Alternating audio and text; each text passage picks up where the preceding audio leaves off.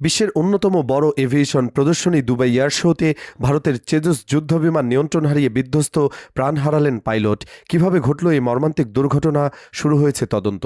সংযুক্ত আরব আমিরাতের দুবাইয়ে চলমান আন্তর্জাতিক এয়ার শোতে শুক্রবার দুপুরে ঘটে যায় বড় দুর্ঘটনা।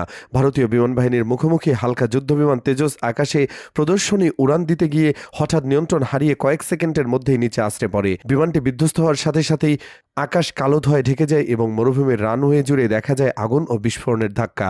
হাজারো অতিথি ও পর্যবেক্ষক চোখের সামনে এই দৃশ্য দেখে হতবাক হয়ে যান। ভারতীয় বিমান বাহিনী আইএএফ জানিয়েছে, এই দুর্ঘটনা বিমানের পাইলট গুরুতরভাবে আহত হন এবং পরে মৃত্যুবরণ করেন। আইএএফ এক বিবৃতিতে পাইলটের মৃত্যুতে গভীর শোক প্রকাশ করেছে। তারা জানিয়েছে, দুর্ঘটনার কারণ অনুসন্ধানে উচ্চ পর্যায়ের তদন্ত কমিটি গঠন করা হয়েছে। দুপুর 2:10 দিকে তেজস নিয়ম অনুযায়ী ডেমো ফ্লাইং চালাচ্ছিল। প্রত্যক্ষদর্শীদের ভিডিও ফুটেজে দেখা যায় একটি তীক্ষ্ণ বাঁক নেওয়ার সময় বিমানটি হঠাৎ উচ্চতা হারাতে শুরু করে। পাইলট পুনরায় নিয়ন্ত্রণ ফিরিয়ে আনার চেষ্টা করলেও সফল হয়নি। কয়েক মুহূর্তের পরেই ঘটে যায় বিস্ফোরণ।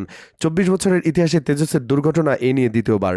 এর আগে 2024 সালের মার্চে রাজস্থানে একটি তেজস বিধ্বস্ত হয়েছিল, তবে তখন পাইলট ইজেকশন সিটের সাহায্যে প্রাণে বেঁচে যান।